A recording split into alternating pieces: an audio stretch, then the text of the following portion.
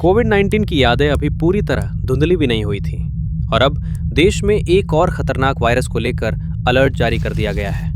इस वायरस का नाम है The deadly Nipah virus cases in Nipah virus infections in India has led authorities in Asian countries. Nipah virus. Paschim Bengal में नीपा से जुड़े मामलों के बाद हेल्थ डिपार्टमेंट अलर्ट मोड पर है। करीब 100 लोगों को एहतियातन क्वारंटीन किया गया है। नीपा वायरस से जुड़े ताज़ा मामले पश्चिम बंगाल से सामने आए हैं, लेकिन राज्य के पूर्व हेल्थ एडवाइजर और इन्फेक्शियस डिजीज एक्सपर्ट डॉक्टर सयन चक्रवर्ती ने बातचीत में स्पष्ट किया है कि फिलहाल राज्य में सिर्फ 2 कंफर्म्ड केसेस ही है।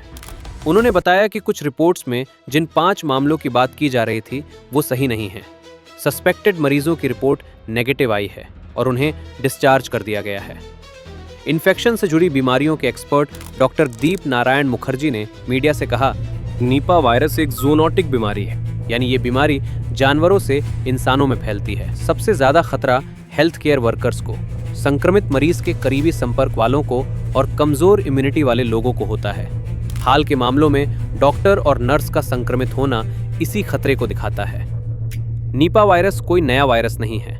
इसकी पहचान पहली बार 1999 में मलेशिया में हुई थी। इसके बाद सिंगापुर और बांग्लादेश में भी मामले सामने आए। भारत में केरल लंबे समय से नीपा का हॉटस्पॉट रहा है। 2018 में 19 केस और 17 मौतें, 2023 में 6 केस और 2 लोगों की मौत। हेल्थ एक्सपर्ट्स के मुताबिक नीपा वायरस की मृत्यु दर 40% से ज्यादा मानी जाती है, यानी हर 8 में से 3 या उससे ज्यादा लोगों की जान जा सकती है। इसके अलावा इसका इंक्यूबेशन पीरियड काफी लंबा होता है। डॉक्टर सयन चक्रवर्ती ने कहा कि लक्षण देर से सामने आते हैं, लेकिन इस दौरान वायरस दूसरों तक फैल सकता है। नीपा वायरस फैल सकता है चमगादड़ों से, सूअरों से, संक्रमित इंसान से और दूषित खाने से। डॉक्टर दीप नारायण मुखर्जी के मुताबिक बीमारी के लक्षण 2 स्टेजेस में आते हैं। पहला स्टेज, शुरुआती लक्षण बुखार, तेज सिरदर्द, शरीर में दर्द, खांसी, सांस लेने में परेशानी और अत्यधिक नींद आना। दूसरा स्टेज, गंभीर स्थिति, दिमाग पर असर, कंफ्यूजन, बेहोशी, कोमा और मौत का खतरा। डॉक्टर्स का कहना है हल्के लक्षणों को भी नजरअंदाज करना खतरनाक हो सकता है। इलाज और वैक्सीन पर क्या अपडेट है? एम्स बिलासपुर के प्रेसिडेंट डॉक्टर नरेंद्र कुमार अरोड़ा ने मीडिया से कहा, फिलहाल नीपा वायरस के लिए कोई वैक्सीन उपलब्ध नहीं है। कंफर्म मामलों में मोनोक्लोनल एंटीबॉडीज दी जाती हैं, लेकिन इनकी सप्लाई पूरी दुनिया में लिमिटेड है। इसी वजह से भारत सरकार इस पर गंभीरता से काम कर रही है। इंटरनेशनल अलर्ट क्यों बढ़ा?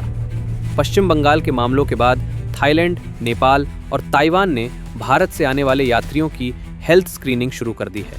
ताइवान ने नीपा वायरस को कैटेगरी 5 डिजीज में शामिल करने का प्रस्ताव भी दिया है। उद्देश्य सिर्फ एक है, वायरस को शुरुआती स्तर पर ही रोकना। हेल्थ एक्सपर्ट साफ कहते हैं, घबराने की जरूरत नहीं है, लेकिन सतर्क रहना जरूरी है। अगर बुखार, खांसी या कमजोरी महसूस हो तो तुरंत डॉक्टर से संपर्क करें। हाथों की सफाई रखें, कटे हुए फल न खाएं, बीमार जानवरों से दूरी रखें और अफवाहों की जगह सरकारी हेल्थ गाइडलाइंस पर भरोसा करें। अर्ली डिटेक्शन, सही इलाज और सख्त निगरानी, यही नीपा वायरस को रोकने का सबसे असरदार तरीका है।